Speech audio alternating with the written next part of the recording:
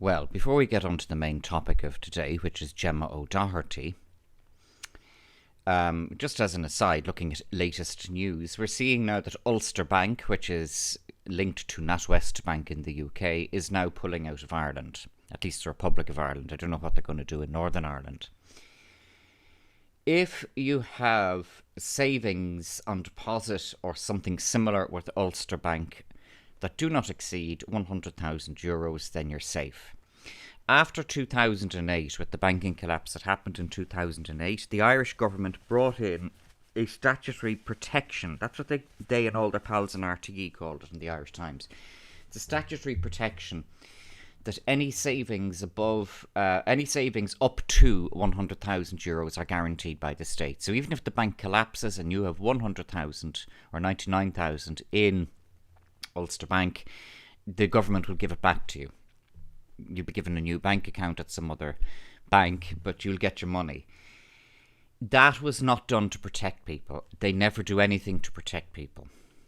Before they brought in that particular banking guarantee, there was no statutory limit to the guaranteed amount in a bank account. So that meant that if a very rich person had 100 million on deposit in their bank, and the bank failed, they could sue. And they could possibly, quite credibly, recover that money from somebody, whoever underwrote the bank. Ultimately, it's the state. Ultimately, it's the IMF. Ultimately, it's the World Bank or somebody. But by the Irish government bringing in the 100,000 guaranteed limit, that means that if you have 100,010 euros in the bank, that last 10 euros is lost. You can't sue beyond 100,000. So just see their agenda here. That wasn't done. They, RTE, the Irish Times, all these ones portrayed, the Journal and all the other establishment media portrayed this as a great protection for savers. It's not. It was done to limit the liability of whoever underwrites the banks when they go pop. So I'd be saying to anybody, if you have any money on deposit with Ulster Bank beyond the sum of €100,000, go to a branch today and take it out in cash. Don't leave till you get it. If you have bonds or that kind of thing that are underwritten by Ulster Bank, you need to get moving fast. I'd say by 4 o'clock today, Friday. The time is now 2:15 Friday. Because I'd say they could be gone by Monday. Okay, I'm a tinfoil hatter here. I'm being very, very alarmist and all the rest of it. But Ulster Bank is pulling out of Ireland for a reason. And this is the start of something big, I have a feeling, because this was delayed in 2008 by just throwing trillions of cash at it rather than dealing with the issue. The issue being that Western society is exceptionally indebted at a multiple level. One of the greatest debts that we have in Ireland is middle class debt, the Fine Gael property ladder class. This makes me warmer in the heart about the fact that I'm on the dole. Makes me warmer in the heart. That's underwritten by the state, and it's not a loan like that PUP, 350 quid a week loan. So anyway, RTE aren't going to tell you this, the Irish Times aren't going to tell you this, but Ulster Bank now appears to be about to teeter down, and you need to get your stuff out of them fast. One of the things we've seen in finance lately, in the past few months, is negative interest accounts. So in other words, if people have a large amount of money on deposit with banks or that kind of thing, they're actually going to be paying for the privilege of leaving it in. That, of course, it's invidious. It's disgraceful when you look at it objectively. They're holding on to your money and you're paying them to hold on to your money. But that's how it is. There is a reason for that. The reason is that they want capital to move. So they do not, and it is somewhat legitimate, the notion of large amounts of capital rotting in a bank account. It happens with a lot of elderly people.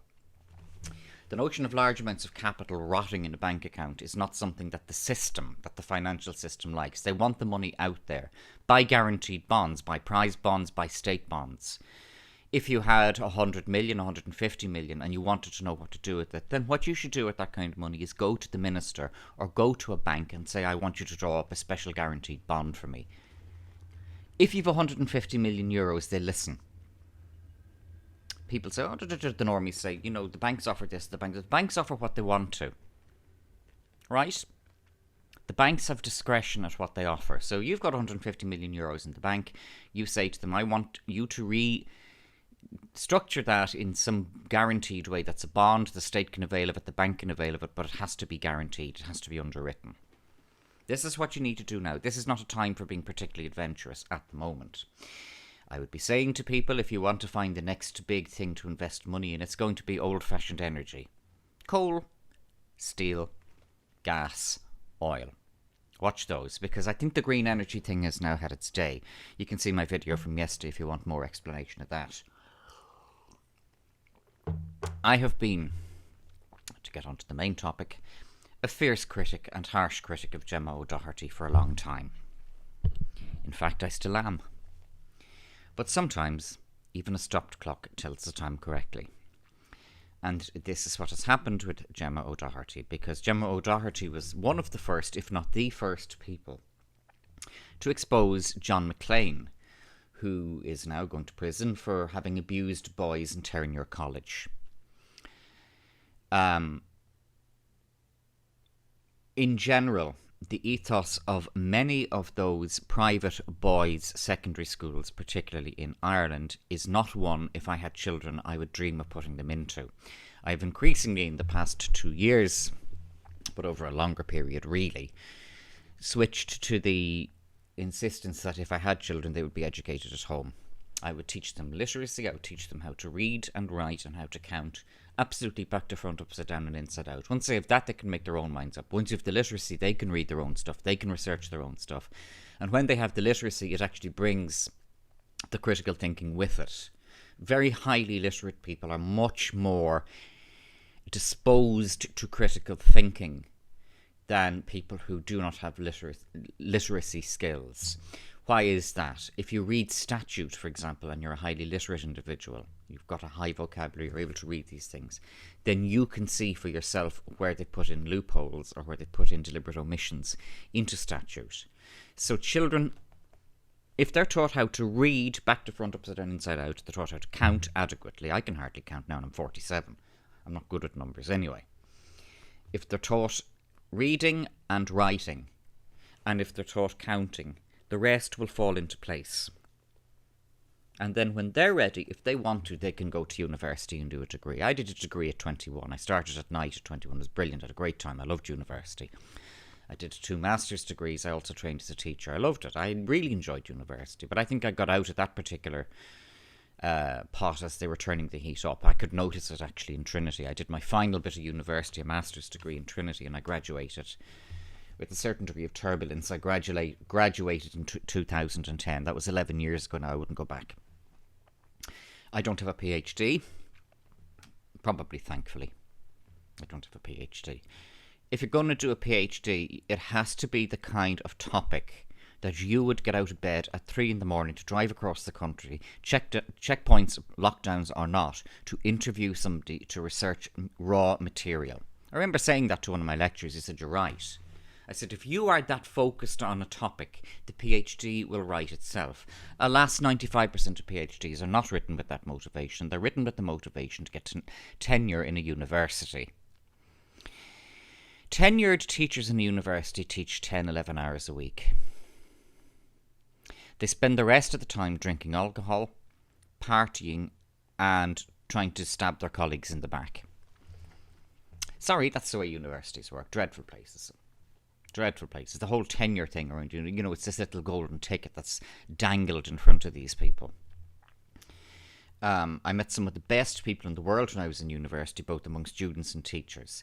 I did a master's degree in Mary Immaculate College in Limerick. Mary Immaculate College was the Gemma O'Doherty of colleges because it's a unit of the University of Limerick, but it's so Catholic. When I was there, 204 to 205, it's so Catholic that they're very, very laid back. You can say what you want in there. They don't care. They're not censorious. It wasn't woke. You could say anything you wanted to in Mary I. They didn't care. It was a great place to go to college. I loved it. It was very, very Again, it was this thing with, and you will see this with Roman Catholic academics, priests, nuns, that kind of thing. They're very highly educated. And a lot of them are like Gemma. They're courageous people. You can say what you want to them. They don't care. They'll answer you back. But even when I was in secondary school, the Jesuit priests, you could say what you wanted to them. So long as you were respectful, You could take one of the priests aside in the corridor. Sorry, Father, I just disagree with something that you said in class yesterday. Oh, why do you disagree with that? No, look, come here. We'll go in and talk in the office here. Tell me why you disagree with that. You know, that's how it was with the priests. Jesuit priests are very, very courageous individuals. At a personal level, I had great regard for the Jesuit priests. You could say what you wanted to them, so long as you weren't being facetious or... You know, if you approach them in good faith, they would talk back to you in good faith. They didn't talk down to people. These highly educated men, the Jesuit priests, are among the most unpatronising people I've ever come. They did not talk down to people. You know, I didn't regard my secondary education well. I still don't, but I don't regard the Jesuits well. The Society of St. Francis Xavier. I don't regard them well, but I mean, at an individual level, I can't fault the personal interaction I had with Jesuit priests when I was in school. These secondary schools are not healthy environments, largely. There's a cultish thing in many of them. Oh, aren't you lucky to get into such and such college? Oh, we have a long-standing ethos of care for our students in this college. Yeah, of course you do. That's why you allowed a nonce games teacher to fiddle the boys and nobody did anything about it. I can tell you all about that. I want to qualify my position by saying I was not aware of sexual abuse when I was in secondary school. If I was, I'd say it. There was a lot of violence, there was a lot of bullying. There was a lot of bullying by teachers, and when you tried to raise it with the management of the school, they didn't want to know. I will say that, I'll say that openly. In my own secondary school, I was not aware at any stage of any sexual abuse. I could say many other things, but I will say that very clearly. I was not aware, even looking back on it and talking to other fellas who were in school with me. I don't really enjoy contact with them. I don't encourage them to contact me at all. I discourage them, but I've met one or two of them over the interceding 30 years. And, you know, we've all said, no, there wasn't any sexual abuse. But these schools have a cultish environment. I can say that having come from one. And there is an environment in which the parents are very, very strongly gaslit from the moment they come in the door. And part of that is, don't question the narrative here. Don't cause trouble. You know, that's part of the whole shtick. You know, there's very much a survival of the fittest thing. Certainly when I was in school there was. I remember talking to a guy, absolute numpty he was, big rugby player. He was about 21 and he said he went to my old school. You know, oh, I loved it. He said I was a prefect and I was there in the rugby team and all the rest of it. Well, I said I hated every second of it. Oh, well, he said, it doesn't suit everybody. Well, I said, I suppose bullying and violence suits some people, but not me. And you could see the software go bleep bloop in him when I said that. You know, mind you, I said, if you reflect upon it now, I said, I would accept that it's probably not entirely similar to when I was there from 1985 to 1981, I said, or to 1991, 85 to 91 I was there. I said, because if it operated today the way it did when I was there, it would be closed in 3 weeks. Well, I don't know. He said, no, I said, I would imagine you don't know. But he said, just about the school. No, I said, I would just imagine you don't know very much. Well, he said, there's really no need to be like that. I know, I said, but it helps. And I left the conversation at that stage because I was just getting bored. You know? Gemma O'Doherty. I remain one of her harshest critics, but that position is qualified by the fact that it's not a personal attack on Gemma O'Doherty or John Waters. They were, in fairness to them, the only people last year who were calling out the issue of COVID-19 and calling it a hoax, which it is, and calling, you know, the mask thing. They stood up about that, and they were consistent, and they did not back down. We are in strange times, and if anybody is an anti-masker and is refusing to wear a mask now, you're immediately on my team.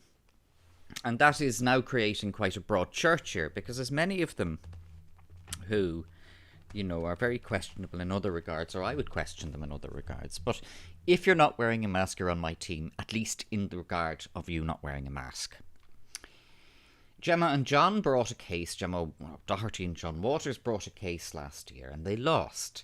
They sought leave for a judicial review of the COVID-19 restrictions, and they lost, and it was recorded in a ruling of Mr. Justice Charles Meenan. I've read the ruling, I've got a copy of it. I've also got a copy of all the transcripts of the case. They deserve to lose.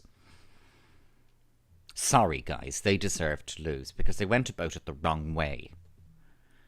You know, Am I going to cross the Atlantic? Yes. Am I going to cross the Atlantic in a high-powered yacht? Yes.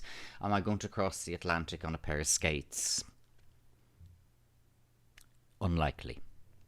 That's the analogy I'd draw. So they went about it the wrong way procedurally from the outset.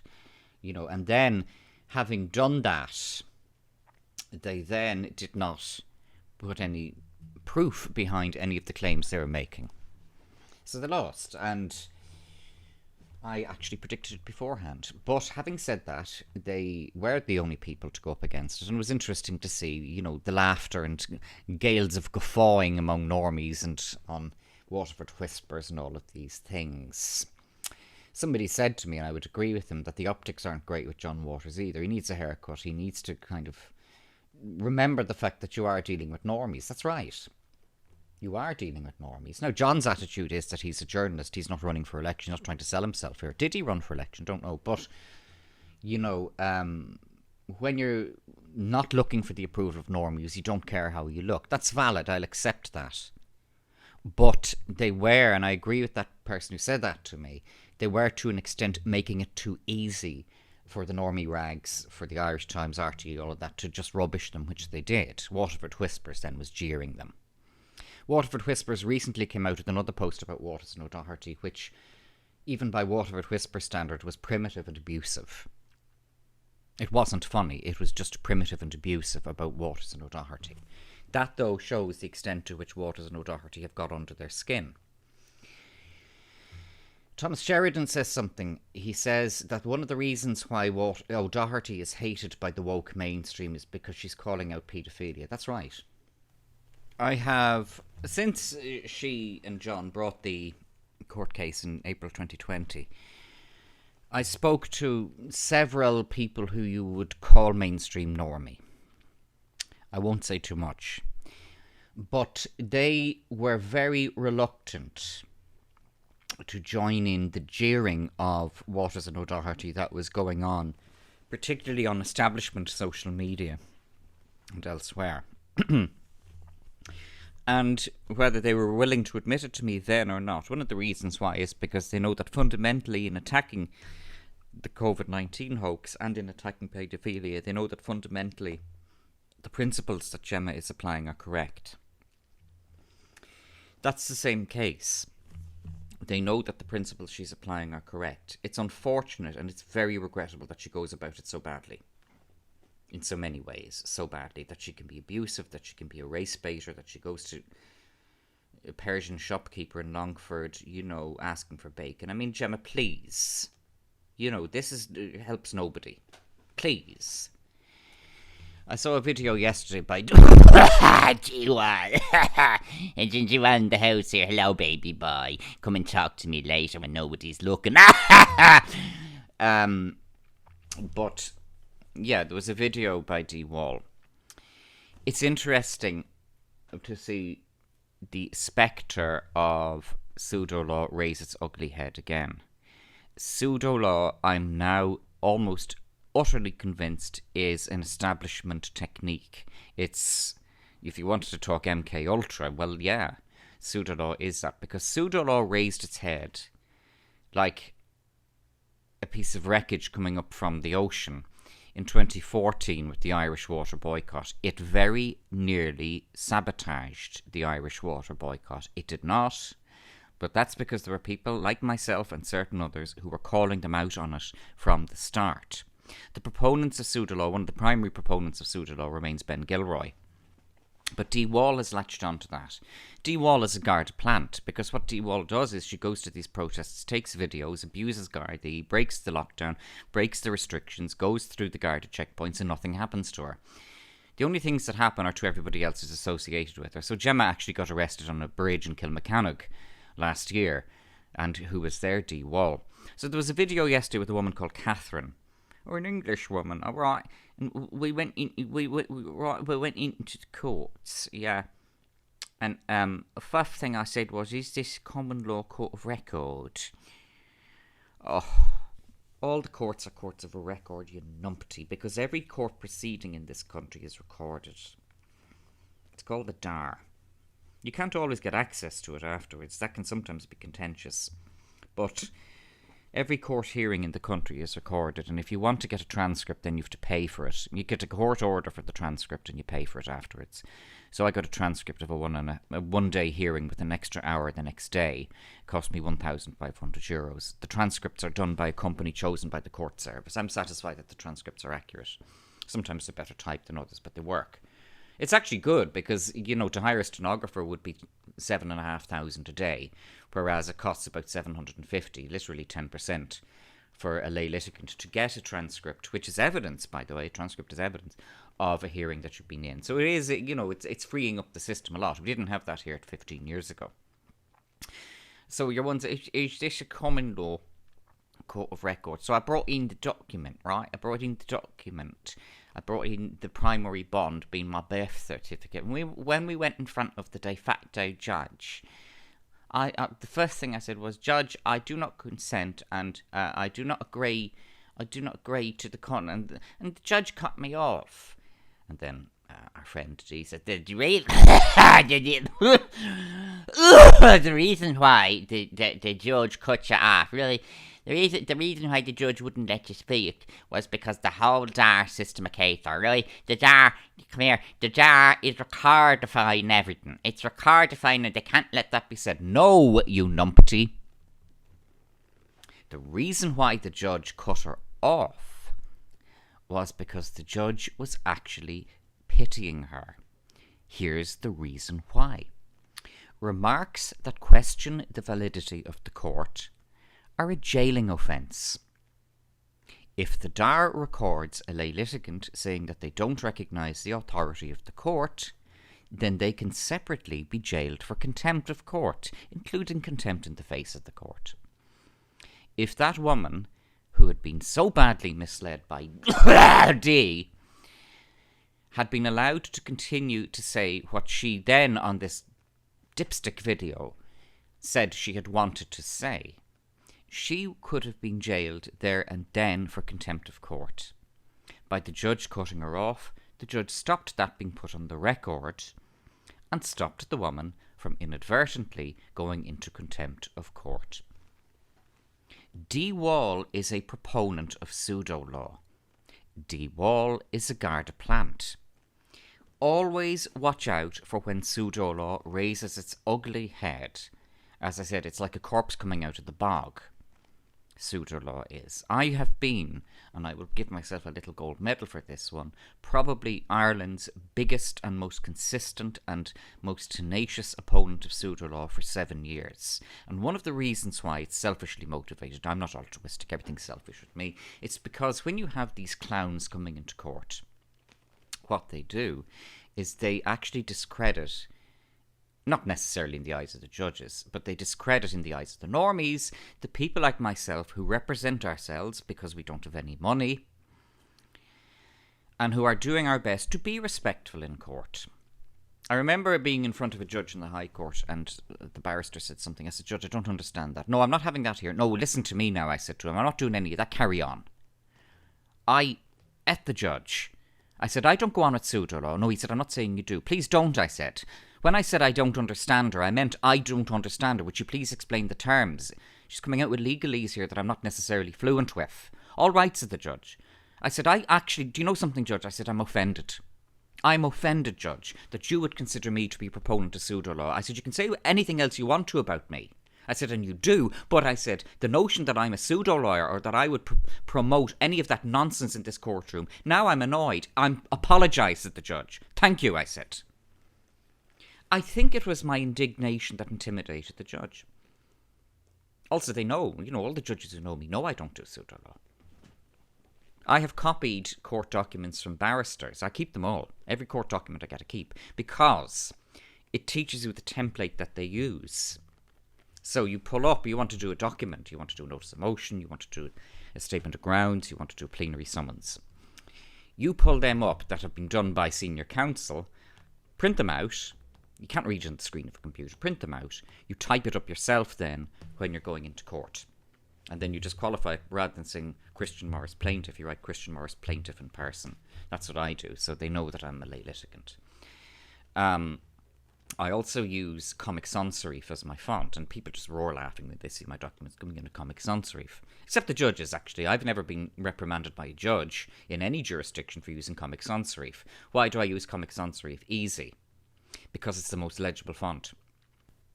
No judge has ever condemned me for using Comic Sans Serif. But, in fact, a particular very senior judge held up one of my books in front of the court, and she said this is the way to prepare it, because it was indexed, paginated and tabulated the right way, and then I bound it so it wasn't in one of those big lever arch files, it was bound. She said, maybe some of the lawyers could take a leaf from this. The whole thing was in Comic Sans Serif. She didn't say maybe the lawyers can take a leaf from this except for using Comic Sans Serif. But that's why I use Comic Sans Serif. It's actually it's easy on the eye. That font that you get in Microsoft Word is called Calibri. It's a horrible font. I don't know, it's something real normie about Calibri. Times New Roman is quite a good font for legal documents. I remember getting one from a senior counsel that was in Times New Roman, and obviously it was beautifully typed. I actually wrote that into my replying submissions. I said, this is a very nicely laid out and very articulately expressed document. And I got praised in court for having recognised the capacity of that particular lawyer.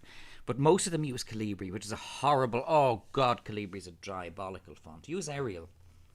Use Garamond. Garamond's a nice font. Some of them use Garamond. But, Comic Sans Serif is a good font for me because it's a highly legible font. That's all. That's why I use it. I used it in teaching as well because studies have shown that kids who might have difficulty with reading find Comic Sans Serif the easiest to deal with. So I did, and printed on yellow pages. I always printed things when I could on yellow pages. So Comic Sans Serif on yellow pages is very easy to read if you have difficulty reading. There may be dyslexia, dyspraxia, or other things. I've digressed. Gemma, I have to say this, she got a scoop at John McLean. She got a scoop there. I'll be the first to concede that she got a scoop there. Pity about the court case that didn't go so well last year because she went about it the wrong way. Pity about all the other stuff she does. The race baiting and stuff she goes on with. Pity, because if she were to actually get her stuff together and were to stop this carry on and were to go for it credibly, my goodness, she'd be a dragon slayer. And getting back to the video that I'm referring to with Dee Wall, I actually took a copy of it. I downloaded it because, Dee will take it down. Once the guards have gone, I downloaded it and so did Special Branch and Harcourt Terrace. They've downloaded it as well. They're all downloaded by them because Dee is a guarded plant. But this woman beside Dee, to the right of Dee, obviously doesn't know what she's letting herself in for. And was using pseudo-law, which was not accepted by the judge correctly. The judge handled that brilliantly. I would prefer the judges to eat people for that. If it means going to jail, so be it. Because, and I've raised it in court, this has been going on credibly since 2014. Judge Gilligan around 2013 with the Freeman case was one of the first High Court judges to record pseudo-law. Noonan has as well. Very good Judge Noonan. And Gilligan was a very good judge. One of Gilligan's talents was he could get through a 1-hour list in 20 minutes. Then when you have long-winded and verbose judges, you realise how damn good Gilligan was. Gilligan could get through things like the clappers, and Gilligan listened. So once Gilligan got the notion of what was happening in a case, he'd put everybody out of their misery. And I respected him for that. I lost a case once, and I could have been facing legal costs of 60,000, 70,000. Oh, Mr. Morris, he said, I'm not in the humour for time wasting. Let's fix the costs now. What do you think about that? Yeah, I said, I think that's good. Well, we're not sure, said the barrister. Oh, he hasn't got any money anyway, said Gilligan. That's right, I don't have any money. How does 9,500 gross, including VAT, sound? Yeah, done. So that's pragmatism. And, the judge, in fairness to him, he didn't put me through the misery of having to go to the taxing master and negotiate costs. He rubber stamped it at 9,500. I thought that was equitable on his part, and it was Gilligan who proposed that. It wasn't the other side. It was Gilligan who forced that through. This was after he'd eaten me alive for 3 days. He'd eat, he would. I was about to say he wouldn't treat a senior counsel that way. No, he did. He did. So he was very fair to me. Gilligan just cut people he would just cut. He was practically one step away from unplugging their microphones. That's what you want. But Gilligan was the first to record pseudo-law in the Freeman case. And this has been going on for too long, the pseudo-law thing. And like that silly woman in the video, and she is a silly woman, it is leading vulnerable and not very well educated people into much deeper trouble than they would have been led into previously. Now, I'll say this in favour of Gemma and John. They don't use pseudo-law. Gemma and John are too articulate and literate for that. They're both highly literate, particularly John. John's highly literate. So looking at the way that they did their application for leave for judicial review last year, and I've looked at that whole case, I've got all the transcripts, read them, read the rulings, read everything. They did not use pseudo-law. They didn't actually back up their facts as well as they could have or should have. That happened to me in a judicial review last year as well. I didn't have to face a bill of costs. I was commended for my courtesy. I was also commended for my speed. It was a 2-day hearing. I said to them all at the start, it was a 2-day hearing listed in the High Court. I said to them all, do you think we can get this done in 1 day? I said, because according to yourselves, my case is rubbish. So I said, if my case is rubbish, we don't need to hang around here. Everyone laughed. Then the judge comes in. I said, Judge, good morning, Judge. Now, I said, this is listed for a 2-day hearing, but I said, I think with a bit of luck, we might be able to get it into a 1-day hearing. The transcript doesn't show the way the light shone in her eyes, and I said that because that meant she'd have a day off the next day, and it was a Friday. It's like school. If you can get a day off or a half day in school, if you're a teacher, God, it's, pennies from heaven, But through reasons beyond my control, we didn't get it wrapped up at 4:10 that particular day. The case started at 11, 12, 1, break for lunch, 1 to 2, 2, 3, 4, 4:10. So I said to her, she said to me, well, Mr. Morris, and she said, do you think you can finish your submissions today? No, I said, because I said it's 4:10 and we're all knackered, and no.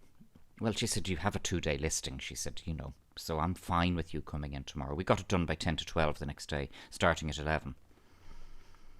But what I did was I went home and did a bit of homework and read my notes about what the barristers had said, and I had a number of quite robust responses to what had been said. So it gave me time. I had a break at home. I was able to prepare for the next day, went in, did it. I still lost. And in the ruling, she wrote that I didn't actually put enough evidence behind the claims. Now, one of the things she wrote was that I had not strayed beyond the paperwork. In fairness, Mr. Morris did not stray beyond the paperwork. No. But, I was up against, it was a planning case, and they're hard. Planning cases they're the hardest to do, a planning case. Then, I lost, and I had already hardwired into the opening paperwork an application for indemnity from costs. All the other side, the barristers on the other side, said, we don't care, we're not going after them for costs.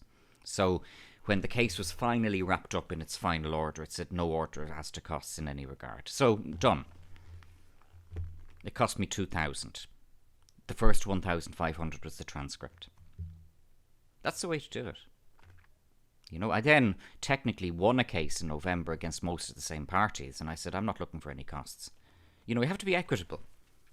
You can't, you're dealing with human beings. And one of the things that I was commended for by all the barristers was my courtesy and the fact, not just my courtesy, because it's all very well to be polite, but also to be a train wreck. You can be both, by the way. Gemma and John weren't. In court, they were very rude, actually. That's something I'd criticise them for. But it's one thing to be polite, but you also have to be quick, and they love quick. Get to the point. Gilligan liked that about me, actually. I got to the point, and I got to the point fast in court. I ramble in these videos. I didn't ramble in court. Get to the point. Get to it fast. They respect you for that. Whether they'll tell you that or not, the judge may roar and shout at you and tell you the biggest pile of horse manure he's ever met. But then does he give you a very, very equitable and clement order of costs? Do they like the fact that you can try and get a 2-day hearing into 1 day? Yeah, they like that. They like that a lot, particularly if it's a sunny Friday morning. So we were out at the High Court that day, at 10 to 12 on a sunny Friday. It reminded me of being a teacher when, you'd find out you'd a half day. And, you'd suddenly say, God's in his heaven here, But anyway, I've rambled, I'm afraid, Hey, Styx Hexenhammer just sits and talks at a webcam, and Thomas talks into a mobile phone. So you don't get to see me here, You just get to see the card that I've put up. So I'm allowed a bit of a ramble. A bit of a ramble. I paused the video a number of times to do things here in the office. But, well done to Gemma. I tweeted it yesterday, and it was well received, my tweet. What I just wrote simply, I'm paraphrasing slightly, was Gemma was the first person to blow the whistle on this. That's true, Gemma was the first person to blow the whistle on John McClane. She got it right. That's going to make a lot of people very uncomfortable. It won't make me uncomfortable because I've never personally attacked the woman. Nor John Waters. But it's going to make a lot of those people who were jeering her in normie social media and, of course, in the mainstream media, they're going to be a lot more uncomfortable as of yesterday. And they are a lot more uncomfortable as of yesterday, and you can see it. You can see it, that they are a lot more uncomfortable about Gemma O'Doherty. Gemma... And I'll finish off by saying one thing about Gemma, and I'll say it unreservedly, and I'll say it seriously about her. Notwithstanding any criticisms that I have made, or continue to make, or will make, Gemma unreservedly is brave. That's not unlike many of the freetards. They are brave. The people who went to Strokestown, despite the fact that then when I looked at some of the Strokestown paperwork, it was appalling. It was real Freeman. Oh, God, it was diabolical. It broke my heart. That's how they lost their farm in Strokestown, was Freeman on the land.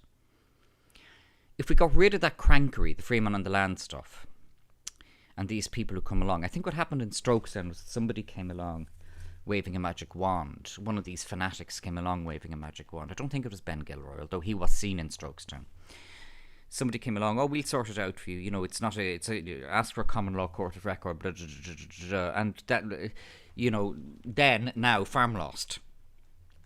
There's the process, farm lost. Judge Reynolds, who is a good judge, actually, just said, we can't revisit this. And that was her way of saying, you all made a complete mess of this, guys. That was all she said. There was a recent ruling regarding Granahan and those other ones. Some of them are still in jail. And what she wrote in her ruling was, we cannot revisit this. That's right, we cannot revisit this. What she's actually alluding to is the fact that at the critical time, when the people could have been helped, they got the wrong advice from very bad people. But a lot of them who went to Strokestown were brave. Colm Granahan, I laugh at Colm Granahan all the time. I did a video called Granahans using cheers, But Colm is brave. I will say that about Colm. Colm is an exceedingly courageous individual. Jerry Beads is an exceedingly courageous individual. Damien Gibney is an exceedingly courageous individual. They're afraid of nobody. It reminds me a bit of 1984. Winston got arrested and he was in a cell. And all the middle class, the outer party people were terrified. And all the proles were running around wrecking the place and throwing things at the guards and not a bit intimidated. This is what I say about Beads, about Gibney, about Colm Granahan, about all those ones, Gemma O'Doherty. They're not intimidated. Good for them. Well done. And that's terribly important and it's inspiring. They're not playing the normie game. Part of the normie game is intimidation. I see this when I mention the fact I've been in the High Court. I'd be having coffee in Howth, out in the wind and the rain because everywhere is closed. I'd go and have coffee and oh, excuse me, do you mind if I speak to you? People would say. I'd say, go on. Aren't you the man who brought the court case? Yes. Oh, that must have been a big effort on your part. And I know what they mean. They don't mean the actual work you do in the legalese and preparing the documents. They're intimidated by the notion of going to the High Court. Granahan, Gibney, Beads, O'Doherty, Waters, they are not intimidated by the prospect of going to the High Court. They're not intimidated. They're like the proles in 1984. They're not intimidated. And there's a huge power that comes from that. But as I said, it's so unfortunate and indeed so sad that so many misconceived and wrong things have got in the way, at least up to now.